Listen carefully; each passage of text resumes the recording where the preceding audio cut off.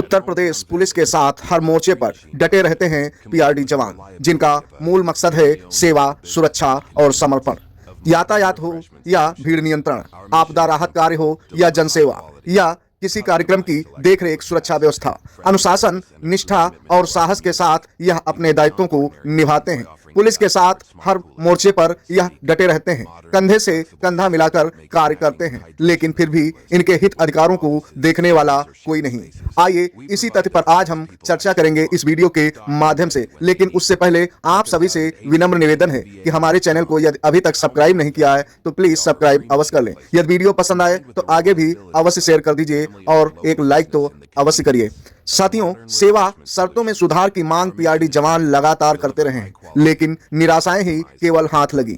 यह पीआरडी जवान सब कुछ देश हित, राज्य हित और जनता हित की सेवा में करते हैं, लेकिन नियमितीकरण, पीएफ और पेंशन जैसी मांगों को मांग रहे या लगातार पीआरडी जवान कब इन सेवाओं को प्राप्त करेंगे यह कह पाना बड़ा मुश्किल है, क्योंकि सेवा शर्तों की सुधार में काफी संशोधन की आवश्यकता है। कहा जाता है पुलिस की रीढ़ के रूप में यह साबित हो रहे हैं पीआरडी जवान, क्योंकि पुलिस विभाग के पास पहले से ही ऐसे बहुत कार्य हैं जिनसे निजात पाना मुश्किल है, लेकिन चौराहों पर चिक हो या भीड़ भाड़ नियंत्रित करना, हर एक पहलू को बखूबी निभाते हैं यह पीआरडी जवान। अपने जनपद के शहरों के चौराहों से गुजरते होंगे तो आप स्वयं देखते होंगे कि किस प्रकार निष्ठा व लगन के साथ यह खाकी वर्दीधारी पीआरडी जवान आपकी सेवा करते हैं। धूप हो या छांव, बारिश हो या तूफान, हर एक मुसीबत को झेलते हुए यह अपने दायित्वों को भलीभांत निभाते हैं। कहा जाता है पुलिस के साथ हर मोर्चे पर डटे रहते हैं, लेकिन फिर भी इन्हें स्वयंसेवक ही माना जाता है। चुनाव हो या कानून व्यवस्था की चुनौती, वीआईपी दौरे हों या बाढ़ और अन्य आपदाएं, हर मौके पर पुलिस के साथ सबसे पहले मोर्चा संभालने वाले उत्तर प्रदेश के पीआरडी जवान आज अपने भविष्य को लेकर काफी चिंतित हैं। उत्तर प्रदेश पीआरडी व उत्तराखंड के पीआरडी जवान काफी संगठित होने के बावजूद भी अपने हित अधिकारों को नहीं प्राप्त कर पा रहे हैं। कहीं न कहीं कुछ दिक्कतों का सामना अवश्य करना पड़ रहा है।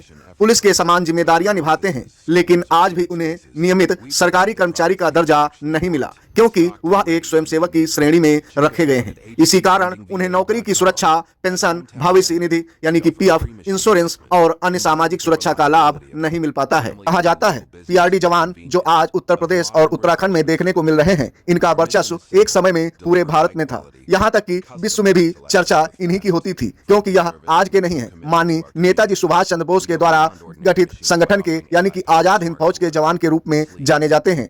ऐसे में इनके दायित्वों को इतिहास भी जानता है कि कितनी ईमानदारी व निष्ठा के साथ इन्होंने अपने दायित्वों को निभाया है। इतिहास इसका साक्षी है। उत्तर प्रदेश के और उत्तराखंड के हजारों पीआरडी जवान सेवा शर्तों में लगातार सुधार की मांग कर रहे हैं। कहा जाता है कि लंबे अरसे से पीआरडी जवानों की नई भर्ती नहीं हुई है, जिस कारण पुराने जवानों की संख्या ज्यादा है। अतः इनका संगठित हो पाना बहुत मुश्किल है, क्योंकि जो रिटायरमेंट के करीब हैं वह संगठित होना नहीं चाह रहे हैं। उनका कहना है हमें तो कुछ ही वक्त बचा है विभाग में, तो हम अधिकारियों से क्यों रंजिश लें। लेकिन जो जागरूक और पढ़े लिखे जवान हैं उनकी शिक्षा कहीं ना कहीं व्यर्थ ही जा रही है। ऐसा नहीं कि हाई स्कूल और कक्षा 8 पढ़े ही पीआरडी जवान हैं, ऐसा बिल्कुल नहीं। बीएड, बीटीसी और पोस्ट ग्रेजुएट पीआरडी जवान भी हैं, और ऐसे पीआरडी जवान हैं जो कंप्यूटर चलाना भी बहुत अच्छे से जानते हैं। 35,000 पीआरडी लगभग उत्तर प्रदेश में हैं, वहीं उत्तराखंड में लगभग 10 से 15,000 पीआरडी जवान हैं।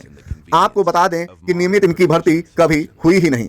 जवानों का कहना है कि लंबे समय से रिक्त पदों को भरने की कवायद कभी शुरू ही नहीं की गई शासन और प्रशासन के द्वारा, जिस कारण आज उत्तर प्रदेश में पीआरडी जवानों की संख्या घटकर 35,000 रह गई है। यदि नए पीआरडी जवानों की भर्ती होती है तो कहीं ना कहीं संगठन अवश्य मजबूत होगा और इनकी मांगने की जो है गति तीव्र होगी।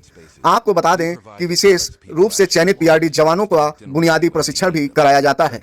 विभिन्न जिलों में इन्हें पदस्थ किया जाता है। फिलहाल बहुत से नियम सरकारी कर्मचारियों की समान ही नजर आते हैं, जैसे कि सेवानिवृत्ति की आयु, सरकारी हो या स्वयंसेवक, सबकी रिटायरमेंट की उम्र 60 वर्ष ही निर्धारित की गई है।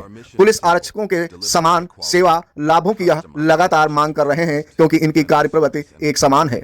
भविष्य निधि पीएफ लागू करने की व्यवस्था की भी मांग किए हैं, लेकिन आज तक स्वीकृत नहीं हुई। वहीं रिटायरमेंट के बाद पेंशन मिले, ऐसा भी पीआरडी जवानों का कहना है, लेकिन इस पर भी कोई शासन का अभी आदेश नजर नहीं आया। नियमित सरकारी कर्मचारी का दर्जा दिया जाए, इस पर भी सरकार की कोई टिप्पणी नजर नजर नहीं आई। हाँ, विधानसभा में इतना जरूर सुनने को मिला कि यह प्राइवेट कर्मचारी हैं, लेकिन जब शासन प्रशासन से भत्ता प्राप्त कर रहे हैं तो इन्हें प्राइवेट कैसे कहा जा सकता है। सेवानिवृत्त पर ग्रेजुटी की राशि मिले जिससे यह अपने आगे के जीवन का सही से जीवन यापन कर सकें, लेकिन ऐसा कोई प्राविधान नहीं बनाया गया पीआरडी विभाग में। न्यायालयों के चक्कर लगा रहे पीआरडी जवान आदेश को लागू करवाने के लिए न जाने क्या क्या किए हैं, लेकिन आज तक न्यायालय का आदेश भी लागू नहीं हो पाया। मानदेय बढ़ाने से कई समस्याएं खत्म हो सकती हैं इन पीआरडी जवानों की, लेकिन करे तो करे कौन। काम तो यह सरकार का करते हैं, लेकिन सरकार को जब इन्हें देने की बारी आती है तो यह प्राइवेट कर्मचारी हो जाते हैं। जब देश की सेवा करते हैं यह पीआरडी जवान और प्रदेश की सेवा करते हैं, जनता की सेवा करते हैं और पुलिस के समान कार्य सरकार करते हैं, तो ऐसे में इन्हें प्राइवेट और स्वयंसेवक क्यों कहा जाता है, यह बड़ा सवाल उठता है शासन प्रशासन के ऊपर। आखिर क्यों इतना भेदभाव इन पीआरडी जवानों से किया जाता है, जो कि सरासर कहीं ना कहीं गलत दिखाई दे रहा है। कानूनी अनेक अनुच्छेदों का उल्लंघन भी माना जाता है। आखिर बाबा भीमराव अंबेडकर के द्वारा बनाए हुए संविधान के तहत अनुच्छेदों का पालन क्यों नहीं किया जा रहा है? क्यों समान कार्य समान वेतन नहीं दिया जा रहा है? क्यों इनके अधिकारों को से इनको महरूम रखा जा रहा है? यह बहुत से सवाल उठ रहे हैं पीआरडी जवानों के अंदर, आम जनता के अंदर, लेकिन शासन से प्रशासन से कहे तो कहे कौन। सोशल मीडिया के माध्यम से, प्रार्थना पत्रों के माध्यम से यह जानकारी तो पहुंच रही है, लेकिन शासन तक पहुंच रही है या नहीं पहुंच रही, इसको कह पाना मुश्किल है। अगर पहुंच रही है तो आज तक इनके मांगों को निस्तारित क्यों नहीं किया गया, यह बड़ा सवाल भी उठता है। काफी समय पहले इन पीआरडी जवानों के मानदेय में 105 रुपए की वृद्धि की गई थी, लेकिन आज की महंगाई में यह 105 रुपए वृद्धि कोई विशेष मायने नहीं रखते, क्योंकि 105 रुपए बढ़ाने के बाद आज पीआरडी जवानों का मानदेय वह 500 रुपए दैनिक है। लेकिन इस 500 दैनिक वेतन भत्ते से लगभग 200 रुपए का मोटरसाइकिल तेल खर्च ही हो जाता है ड्यूटी पर आने जाने में। वहीं रिस्क भी होती है और यह बीमार भी पड़ते हैं, कुछ निजी खर्चे भी होते हैं। इसके बावजूद भी यह अपने परिवार का किस प्रकार भरण पोषण करते हैं, यह पीआरडी जवानों से ज्यादा और कोई नहीं समझ सकता। जो समझते भी हैं वह कहें तो किससे कहें, आखिरकार उनके कहने से होगा तो होगा क्या। कहीं ना कहीं वह शब्द इसी वायुमंडल में घूमते रह जाएंगे। पालन तो कोई करने वाला मानो है ही नहीं।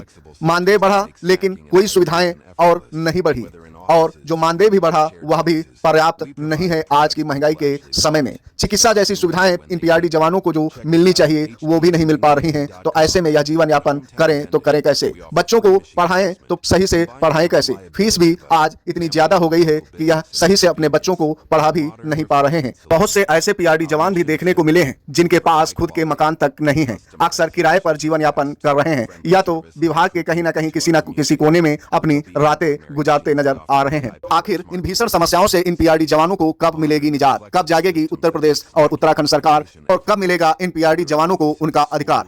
आपको हमारी यह वीडियो कैसी लगी प्लीज कमेंट में अवश्य बताएं। यदि आप कोई सुझाव देना चाहते हैं पीआरडी जवानों की तरक्की के संबंध में तो प्लीज कमेंट में अवश्य टाइप करें। आई होप आप लोगों को यह दी गई जानकारी बेहद पसंद आई होगी। अगर आपको पसंद आई है तो प्लीज लाइक करते हुए वीडियो को आगे शेयर कर दीजिए, ताकि यह ज्यादा से ज्यादा आम जनमानस व शासन प्रशासन में बैठे लोगों तक पहुंच सके और मेरे वीडियो बनाने का प्रयोजन सफल हो सके। फिलहाल आज की वीडियो में यहीं तक, आगे फिर मिलेंगे एक नई व बेहतरीन वीडियो के साथ। तब तक दीजिए विदाई। जय हिंद, जय भारत। दिशा राइट के समस्त प्यारे दर्शकों।